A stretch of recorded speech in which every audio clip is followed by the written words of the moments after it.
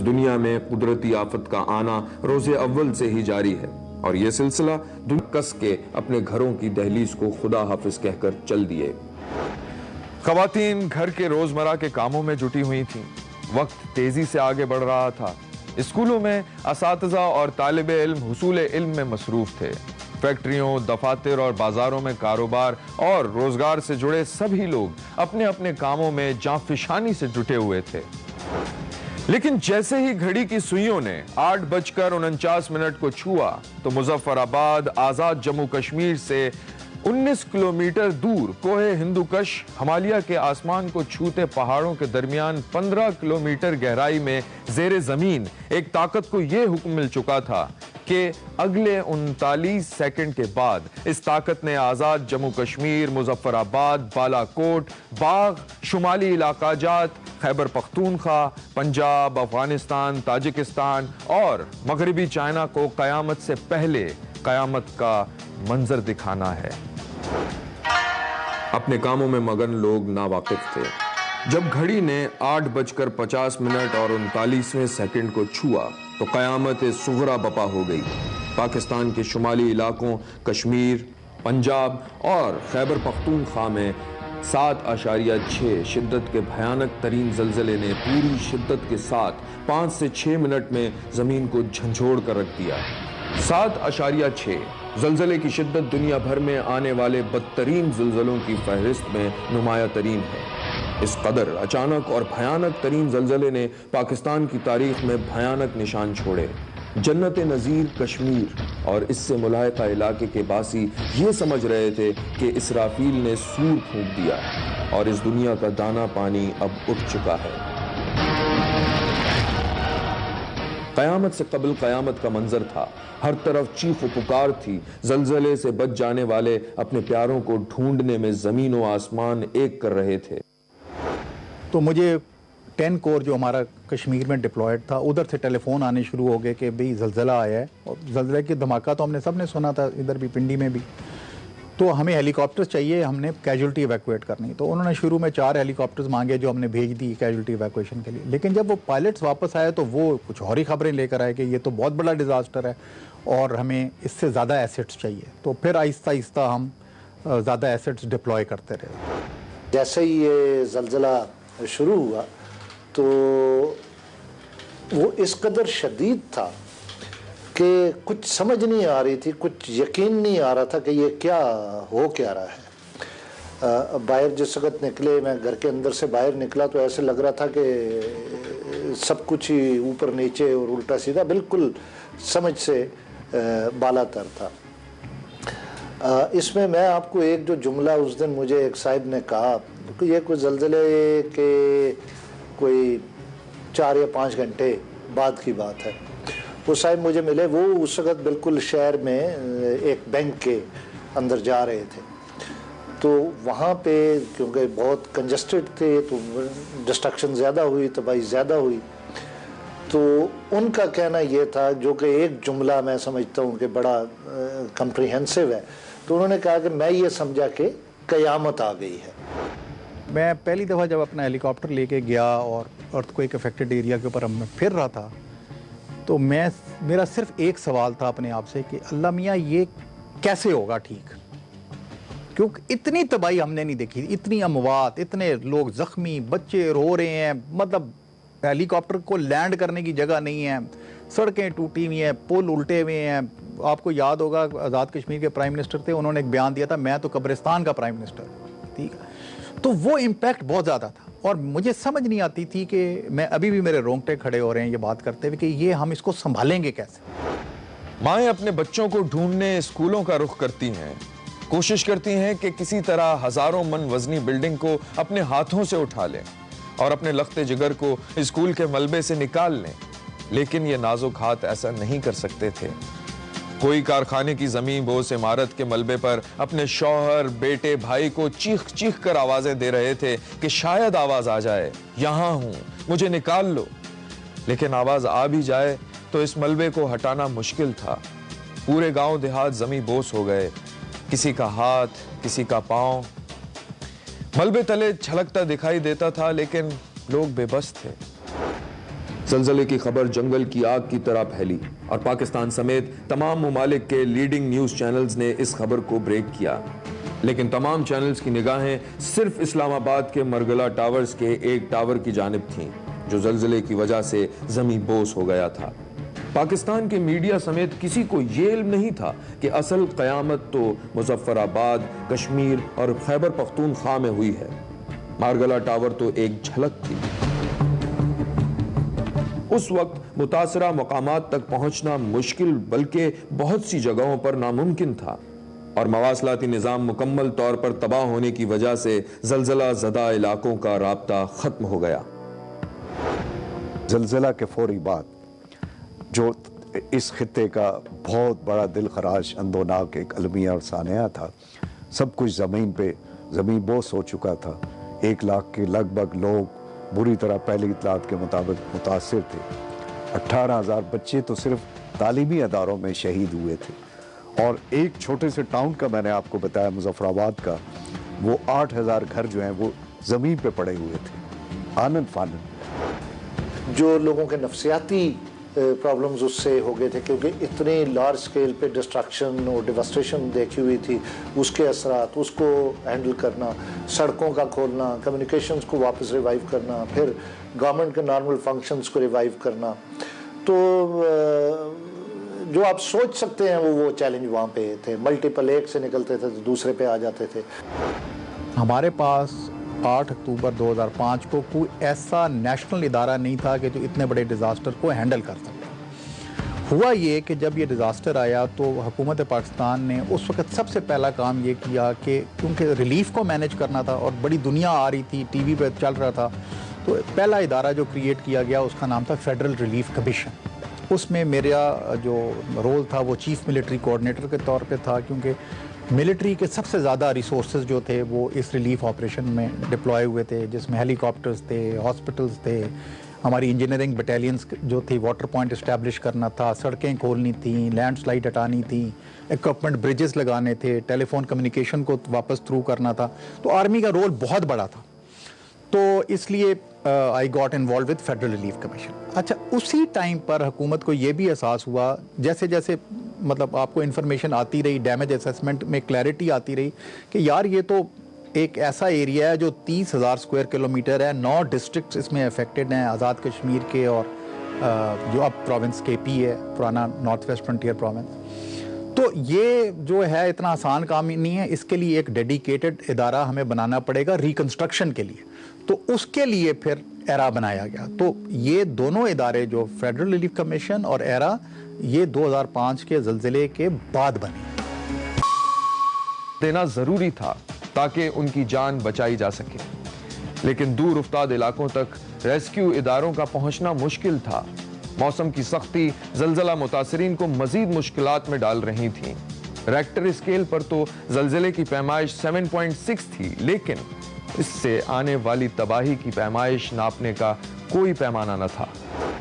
تو سب سے پہلے جو شروع ہوا وہ ریسکیو اور ریلیف کا کام شروع ہوا تھا، جس میں کہ زخمیوں کو نکالنا اور وہاں پہ جو لوگ موجود ہیں ان کو بنیادی ضروریات فراہم کرنا، جن میں کھانے پینے کی چیزیں، دوائیاں، شیلٹر، کیونکہ گھر تباہ ہو گئے تھے تو امیجیٹ شیلٹر ٹینٹس کی صورت میں، تو یہ چیزیں۔ تو ریسکیو اینڈ ریلیف جو ہے وہ پہلا تھا، ریسکیو ریلیف پہلا تھا، اور اس کے بعد جب یہ چیز ہو گئی تو پھر اس کے بعد جو بیسک سروسز ہیں ان کی ریسٹوریشن، اس کے ساتھ ساتھ ہی جس میں بجلی ہے، پانی ہے، سڑکوں کی اوپننگ ہے، اس طرح کی چیزیں، اور پھر آہستہ آہستہ ہم ریکنسٹرکشن اور ری ہیبلیٹیشن کی طرف گئے۔ بیسک جو پہلا چیز ہے وہ ہے آپ کو پتا ہو کہ آپ نے کرنا کیا ہے، تو اس کے لیے ایک ایکسرسائز ہوتی ہے جس کو کہتے ہیں ڈیمیج اینڈ نیڈ اسیسمنٹ۔ تو ہم نے ایگزیکٹلی ورک آؤٹ کیا کہ ہم نے کتنے گھر بنانے ہیں، کتنے اسکول بنانے ہیں، کتنی سڑکیں بنانی ہیں۔ تو تقریباً 12 سیکٹرز تھے جن کے اندر یہ ڈیمیج اسیسمنٹ کی گئی، ٹھیک ہے۔ زلزلے کی تباہی اس قدر زیادہ تھی کہ آزاد کشمیر اور حکومت پاکستان مل کر بھی اس کا مقابلہ نہیں کر سکتے تھے۔ تو اس موقع پر متفقہ طور پر یہ طے پایا کہ بین الاقوامی ڈونرز کانفرنس بلائی جائے اور زلزلے سے متاثرہ علاقوں کی بحالی کا کام تیزی سے شروع کیا جائے۔ ایک اندازے کے مطابق $5 بلین کی ضرورت تھی دوبارہ نیا کشمیر آباد کرنے کے لیے۔ لیکن خدا کا کرنا یہ ہوا کہ انٹرنیشنل ڈونرز کانفرنس میں توقع سے زیادہ $6.2 بلین جمع ہوئے. لیکن یہاں یہ سوال اٹھتا ہے کہ کیا یہ رقم کافی تھی شہر کی تعمیر نو کے لیے؟ اگر اتنی بڑی رقم جو تخمینے سے زیادہ تھی، کیا اس رقم کا صحیح استعمال کیا گیا؟ اچھا، وہ ڈیمیج اسیسمنٹ کے بعد آپ نے جو دوسری چیز دیکھنی ہوتی ہے کہ یار اگر یہ اتنا ہے تو اس کے لیے ظاہر ہے پیسہ چاہیے، تو آپ فنڈنگ کہاں سے لائیں گے؟ تو اس کے لیے پھر ایک ہم نے ایکسرسائز کی جس میں ہم نے، اگر آپ کو یاد ہو، کوفی عنان صاحب کو بھی بلایا تھا کنونشن سینٹر میں. ایک پوری ہم نے ریکوائرمنٹ پیش کی انٹرنیشنل ڈونرز کے سامنے. اس میں کافی سارے ممالک آئے بھی اس ڈونیشن کانفرنس میں، اور اس میں اگر آپ کو یاد ہو $6 بلین سے زیادہ لوگوں نے پیسے بھی کمٹ کیے، جو کہ ہم سمجھتے تھے تقریباً 5.2 بلین جو تھا اس میں سے ریکنسٹرکشن پہ ہمیں لگے گا. تو یہ دوسرا بڑی ہماری ایفرٹ تھی کہ ہم وہ فنڈز کہاں سے لائیں گے جن سے ہم نے یہ بنانا ہے. بین الاقوامی سطح پر پاکستان کو ملنے والی خطیر رقم دیگر سول ادارے اور پاکستانی عوام کی جانب سے اپنی تجوریوں کے منہ کھول دینے کے بعد جو رقم جمع ہوئی وہ $6.2 بلین سے بھی تجاوز کر گئی تھی. فنڈز تو آگے، اس کو امپلیمنٹ کس نے کرنا ہے؟ لائن ڈپارٹمنٹ سے کرانا ہے یا ہم نے ایک اسپیشل سسٹم کمپنسیشن ڈیولپ کرنی ہے؟ اس میں پھر ہم نے ڈسٹرکٹ لیول پہ DRU ڈسٹرکٹ ریکنسٹرکشن یونٹس بنائے، پروونشل لیول پہ اور اسٹیٹ لیول پہ اگر آپ کو یاد ہو provincial earthquake reconstruction and rehab authority بنائی. ان کو لمٹس دیں اتھارٹی کے کہ اتنے کے پروجیکٹس آپ اپروو کر سکتے ہیں، اتنے کا پروجیکٹ ہوگا تو اس سے اوپر جائے گا. تو ایک پورا ہم نے اس کا ایک سسٹم بنایا. پاکستان میں کام کرنے والی بہت سی فلاحی تنظیموں، NGOز اور خاص طور پر ریسکیو آرگنائزیشنز جیسے الخدمت، ایدھی، سیلانی اور دیگر تنظیموں نے انتہائی جانفشانی کے ساتھ اپنی ٹیمیں متاثرہ علاقوں میں بھیجیں. ساتھ ہی دال، چینی، خشک دودھ، آٹا، جان بچانے والی ادویات، سردی کے موسم سے بچنے کے لیے گرم لباس اور بستر کے ٹرکوں کے ٹرک وادی کشمیر کی جانب موڑ دیے. یہ پاکستانی تاریخ کا سب سے خوفناک زلزلہ تھا، اس لیے متاثرین زلزلہ کو واپس اپنی زندگی کی جانب لانے کے لیے اقدامات بھی تاریخی کرنے تھے. پاکستانیوں نے زلزلہ متاثرین کی اپنی جان و مال سے ناقابل فراموش مدد کی. ایک مثالی سپورٹ جو ہے وہ نظر آئی، اور نہ صرف پاکستانی لوگوں کی طرف سے تو آئی جو کہ ہم کبھی سوچ بھی نہیں سکتے اس قدر تھی. مجھے یاد ہے کہ یہ جو 3 گھنٹے کا سفر ہے اسلام آباد سے مظفر آباد تک، یہ تقریباً 14 سے 15 گھنٹے لگتے تھے، اس لیے کہ جو امدادی سامان ہے اس سے بھرے ہوئے ٹرک اس قدر زیادہ تھے کہ روڈ بالکل بمپر ٹو بمپر ٹرکس چل رہے تھے، اتنا امدادی سامان یہاں سے جا رہا تھا. ڈاکٹرز اور پیرامیڈیکل کے درجنوں ٹیمیں متاثرہ علاقوں تک پہنچی اور انتہائی جانفشانی کے ساتھ ان دور دراز علاقوں تک پہنچی جہاں کسی گاڑی یا سواری کا پہنچنا مشکل تھا. اس وقت جو پاکستانی قوم کا جذبہ تھا نا وہ ان ایکسپلینیبل ہے. وہ میں نے بعد میں بھی 2010 میں بھی کہا ہے اور 2009 میں جب IDP کرائسس اس وقت بھی کہا. میں نے کہا یار میں پاکستانی قوم کو جانتا ہوں، یہ خود بھوکے رہ لیں گے لیکن یہ میک شور کریں گے کہ جو ہماری امپیکٹڈ یا افیکٹڈ پاپولیشن ہے ان کو ہر چیز ملے. بین الاقوامی سطح پر براہ راست ملنے والی امداد جو کہ مختلف ممالک نے ہنگامی طور پر کی، ان میں سے چند ایک یہ ہیں. District headquarter complex Muzaffarabad ترکی کے تعاون سے بنایا گیا. راولا کوٹ کا سول ہسپتال UAE کے تعاون سے بنایا گیا. مظفر آباد کا مرکزی رابطہ پل جاپان کی براہ راست امداد سے بنا. گورنمنٹ مرکزی ہائی اسکول کینیڈین خاتون کی امداد سے بنا. اسی طرح ایک اور اسکول جرمنی کے تعاون سے بنایا گیا. یہ تمام اور اس جیسی اور ترقیاتی اور تعمیر نو ملکی اور غیر ملکی امداد سے براہ راست کی گئی. ہم نے جب ڈونرز کو دیکھا تو اس میں 3 ڈیفرنٹ سٹریمز تھیں فنڈنگ کی. ایک سٹریم تھی جو گورنمنٹ کی فنڈنگ تھی، ٹھیک ہے، یا وہ ڈونر جنہوں نے گورنمنٹ کو بجٹری سپورٹ دی تھی تو وہ گورنمنٹ سے فنڈنگ آ رہی تھی. دوسرے تھے ڈونرز جو کہ بڑے تھے، جیسے سعودی عرب گورنمنٹ ہے، ٹرکش گورنمنٹ ہے، کویت گورنمنٹ ہے، UAE گورنمنٹ ہے. انہوں نے کہا کہ جی آپ ہمیں بتائیں ہم آپ کی کیا خدمت کر سکتے ہیں. ہم پیسہ نہیں دیں گے آپ کو، آپ کہتے ہیں ہسپتال بنا دو ہم بنا دیں گے، آپ کہتے ہیں یونیورسٹی بنا دو ہم بنا دیں گے. تو بڑے پروجیکٹس جو ہیں अमेरिकन्स भी उसमें थे, कैनेडियन भी उसमें थे।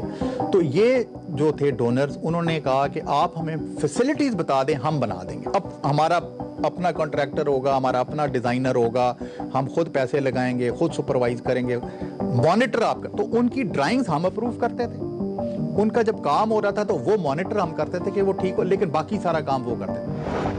तकरीबन दुनिया का हर मुल्क इधर था, बरतानिया से ले लें, नॉर्वे से ले लें, क्यूबा से ले लें, टर्की, ईरान, अफ़गानिस्तान, इस साइड पे नीचे ऑस्ट्रेलिया तक, ऊपर जापान तक, यूरोप के बहुत सारे ममालिक including UK, USA, kingdom of Saudi Arabia, Kuwait, Dubai या यूएई।